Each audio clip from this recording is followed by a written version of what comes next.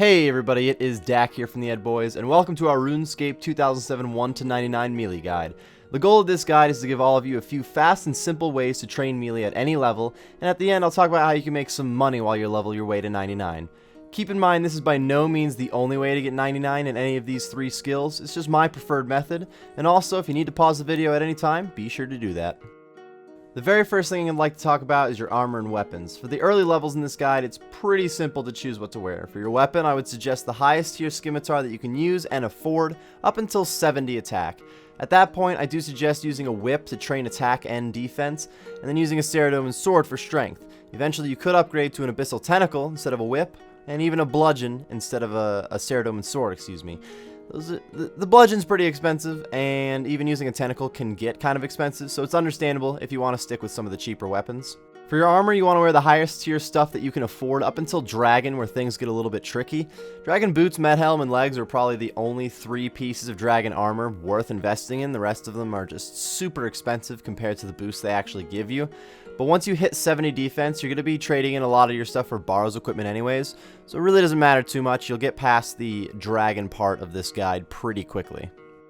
Before we jump into the leveling guide, you might question which of the three melee skills you should train first. The order in which you train them isn't super crucial, but it is smarter to get attack and strength up before defense, since these two affect your overall damage output, which speeds up your training. With that said, I like to keep them fairly close still, so I usually do 10 levels at a time in each attack, strength, and defense in that order. There are also a few easy quests that give melee XP, like the Grand Tree, Waterfall quest, and Tree Gnome Village. Doing some of these quests can shave off a lot of the early, slow training. I suggest at the very least doing the Waterfall quest, since it will take you from 1 to 30 attack and strength. I'll still start off the guide for any of you guys who don't want a quest at level 1, but just keep in mind you could skip a lot of levels to start off this guide. Let's go ahead and actually jump into this leveling guide. From 1 to 20 in each of your melee stats, you can start with many different things. I would suggest fighting cows, but since they can get kind of crowded, especially in a free-to-play world, if you are a free-to-play player, keep in mind, if you're a free-to-play player, this is one of the only free-to-play methods in here. You can go over to Edgeville Men instead. They're basically the same as cows because at this level you're just trying to manage to kill things, you're not trying to produce insane amounts of damage, you're just trying to hit some ones. From levels 20 to 40, you're going to train at rock crabs. Rock crabs are super weak with a solid amount of health, making them very perfect to train on. They can be found near Relica and on Waterbirth Island.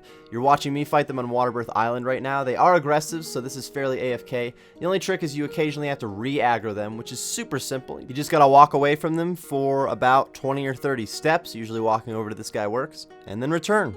From levels 40 to 50, I would suggest fighting Chaos Druids. The XP per hour here is not necessarily better than rock crabs, so if you were enjoying rock crabs, you could stick there for the next 10 levels. This is partially to change things up from there, and because Chaos Druids drop a pretty good amount of herbs, including Ronars, and overall, it's one of the best moneymakers for how little of a requirement it takes. I prefer to fight the Chaos Druids in the little lock tower just north of West Ardoyne. This does require 47 thieving though, so if you don't have that, you can fight them in either the Edgeville dungeon, which is in level 3 wilderness, or the Taverley dungeon, which is a little bit further from a bank unless you have high agility. For levels 50 to 60, you should move over to some sand crabs, which are really just an upgraded version of rock crabs. These are located on the beach in the Hosidius House of Zaya, and also in the catacombs under Zaya. Sand crabs can get crowded occasionally, so if you find they're far too crowded for you, returning to Chaos Druids or rock crabs is still a viable option for these levels. For levels 60 to 70, I prefer to fight experiments under Frankenstrain's castle in Mauritania. You do have to complete the creature of Frankenstrain to fight these monsters, but they work similar to rock crabs and sand crabs. They're very weak and they have a ton of health. They're spread out in the dungeon and they're not aggressive, so it's much less AFK, but overall, they're faster XP. If you don't want to fight experiments or you're just not a fan of questing, here's a couple of alternative methods for levels 60 to 70. Both bandits and giant spiders provide solid AFK XP at these levels. The bandits are located in the bandit camp in the desert, so as long as you're wearing a Zamorak or I believe a Ceradoman item works too, they will aggressively attack you. It's smart to bring prayer gear and some prayer potions since these guys can team up on you pretty well. The giant spiders are located in the stronghold of security on the 3rd floor. These spiders are aggressive and don't hit quite as hard as the bandits, so it is very possible to survive in here with only food, but they're a little bit slower XP than the bandits.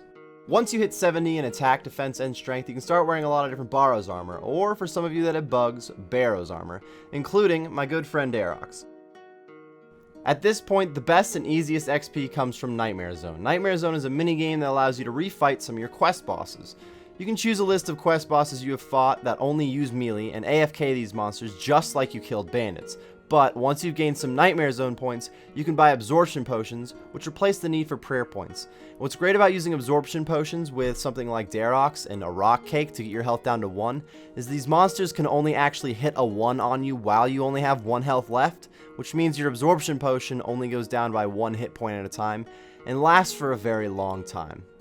The bosses that I choose to fight in the Nightmare Zone are the Black Demon, the Bouncer, Spirit Tree, King Roald, and the Vampire, which requires the following quests: Vampire Slayer, the Fight Arena, the Grand Tree, the Lost City, and What Lies Below.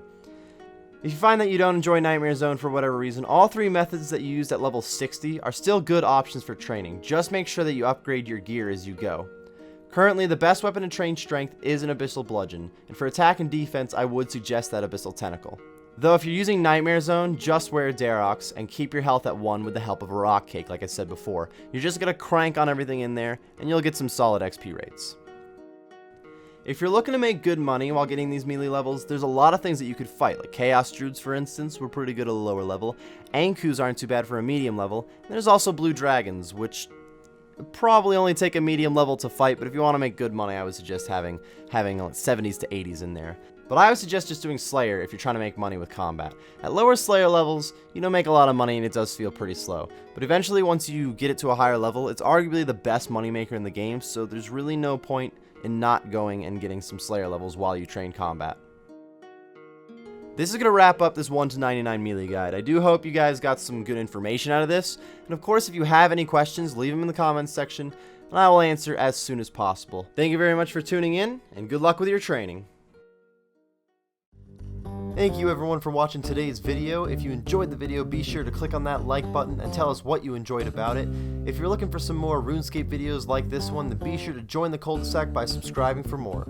We will see you next time.